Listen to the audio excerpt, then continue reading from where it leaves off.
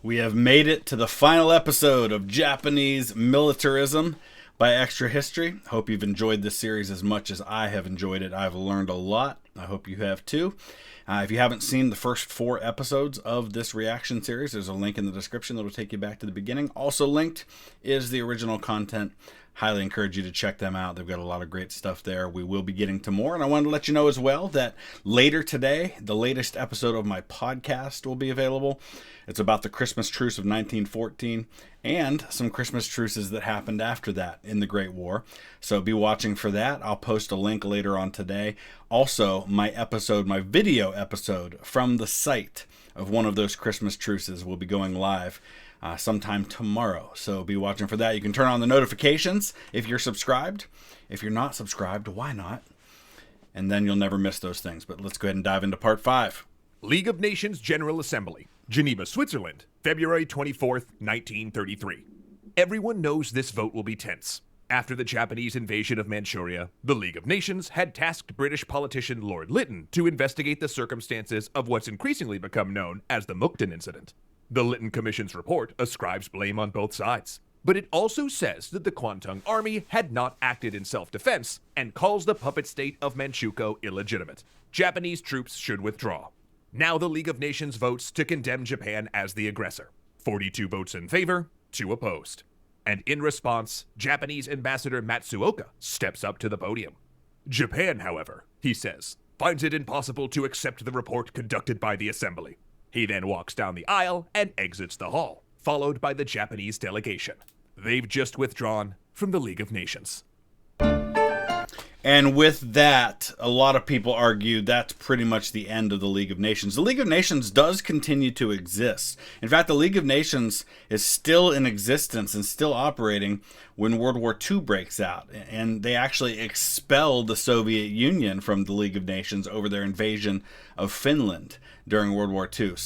But really at this point, everyone realizes that they've lost, if they ever even had, any real teeth, any real authority, because if their commission, if their investigation, if their vote on this particular topic has no impact whatsoever on what happens, then what's the point of even having a League of Nations? Because they really have no ability to affect any kind of change.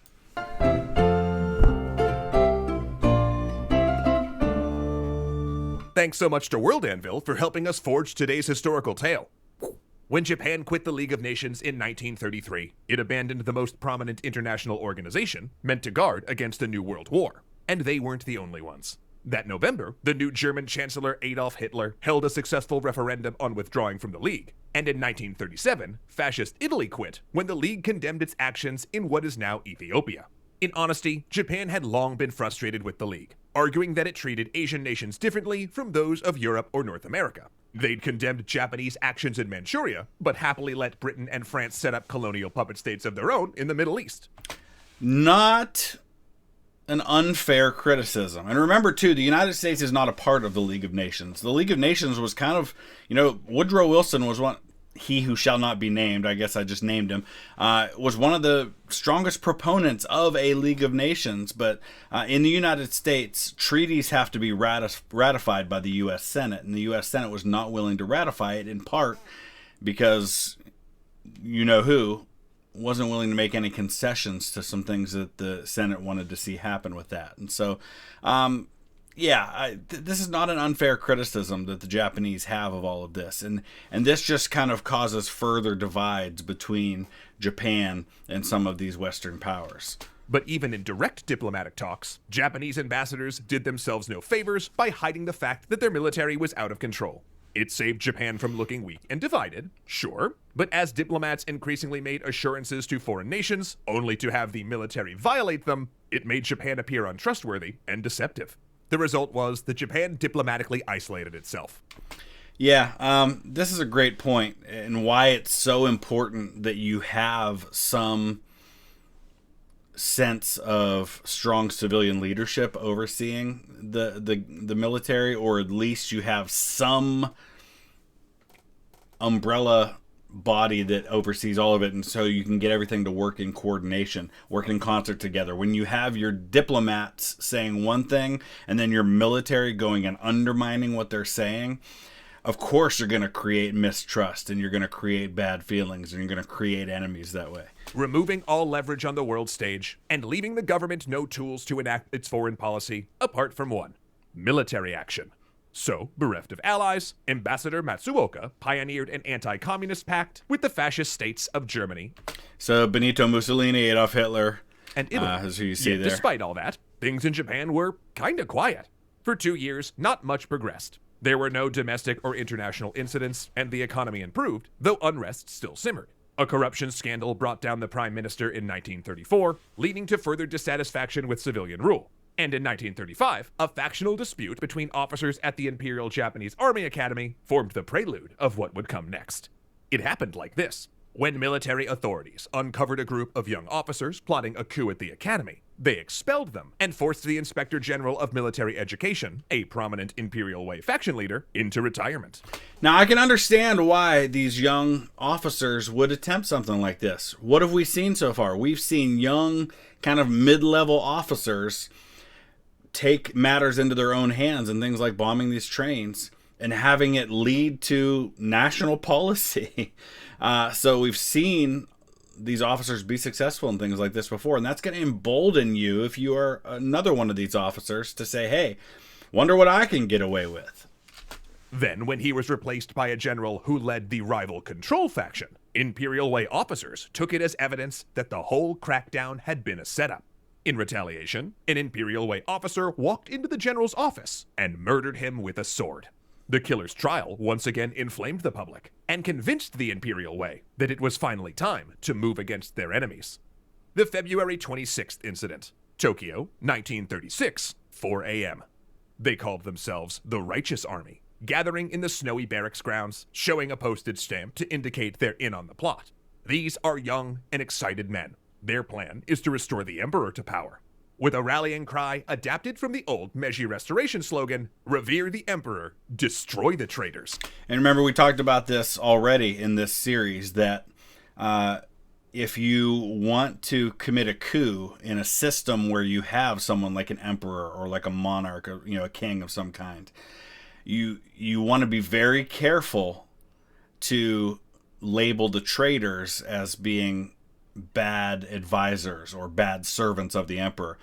Our war is not against the emperor. Our fight is not against the king. It's against these people under him who are mismanaging our country, and we want to fix things for our emperor.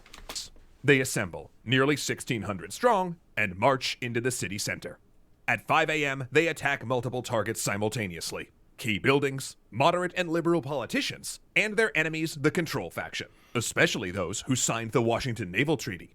They besiege the Prime Minister's residence, shooting it out with police officers. And once through, they murder the Prime Minister and use a photo to confirm their kill.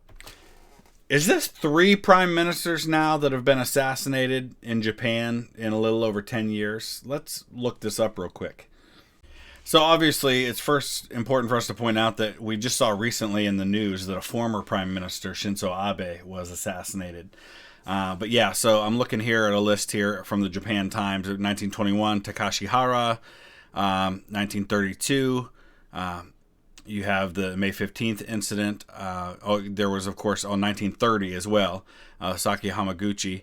So that is 3 in a period of 11 years. Shinzo Abe's own grandfather, Prime Minister Nobusuke Kishi, was stabbed in the thigh in 1960 and severely injured during a reception at the Prime Minister's office. And the same year, the head of the Japan Socialist Party was stabbed. And the years that followed, you have others that were attacked or shot. My goodness. I mean, this has been an ongoing thing. Somebody commented the other day on one of these videos saying that, is there anything more dangerous in this time in history than being Japanese prime minister? Apparently not. Confirming, of course, that they killed the wrong man. Only days later, they'll learn that their target had escaped, and they'd actually killed his brother-in-law. Oh. They also storm the finance minister's house and kill him in his bed.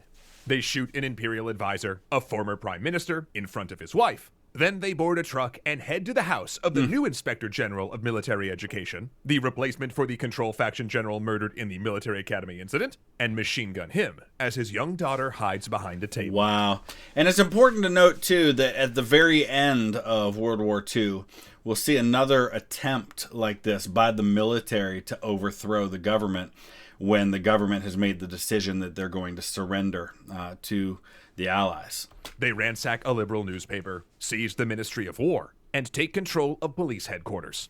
More assassination squads storm houses, but the occupants manage to slip away, and the group trying to take control of the palace doesn't succeed.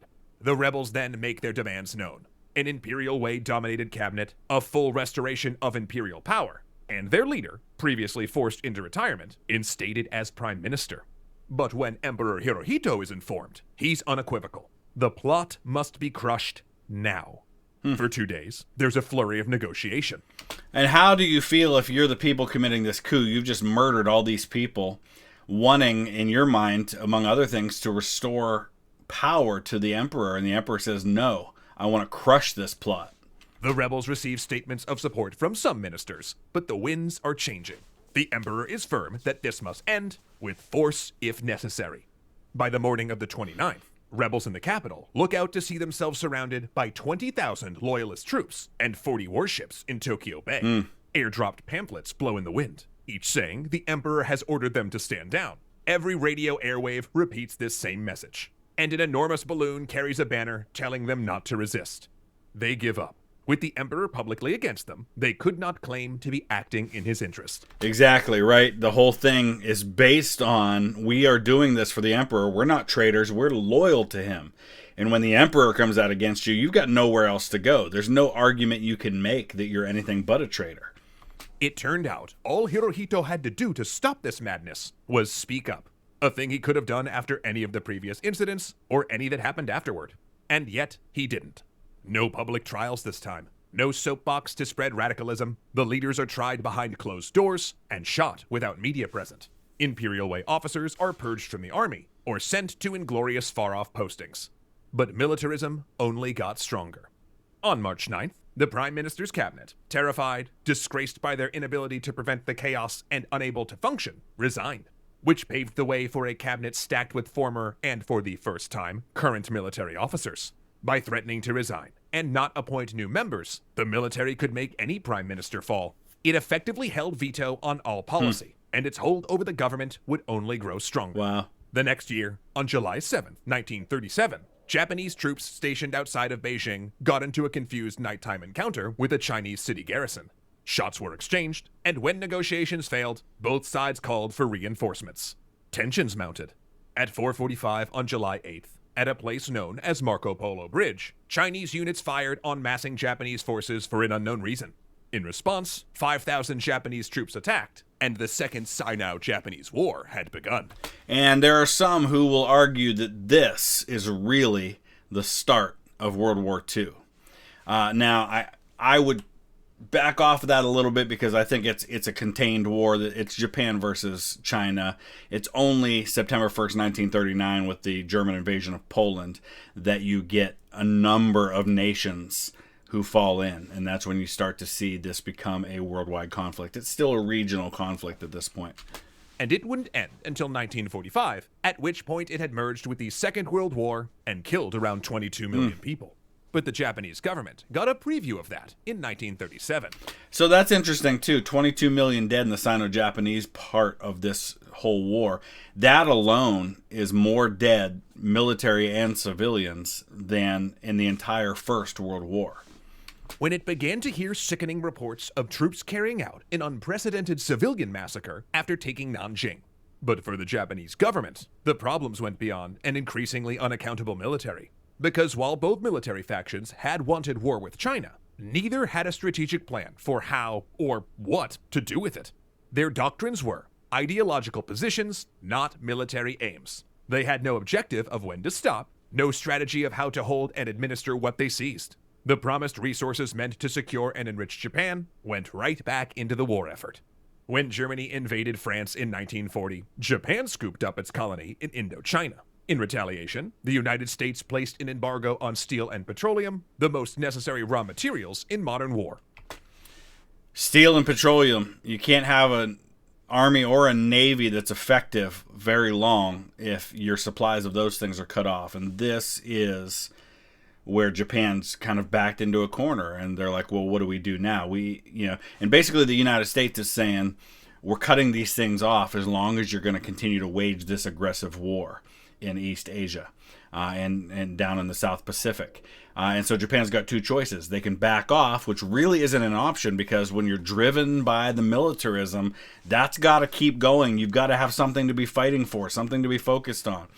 So they're really between two impossible choices. Go to war with the United States, which we know long-term we can't win, or back off from what we're already doing. And so they come up with the plan with Pearl Harbor, because they think if we can decisively act and put off the United States being able to do anything in the Pacific, maybe we can negotiate.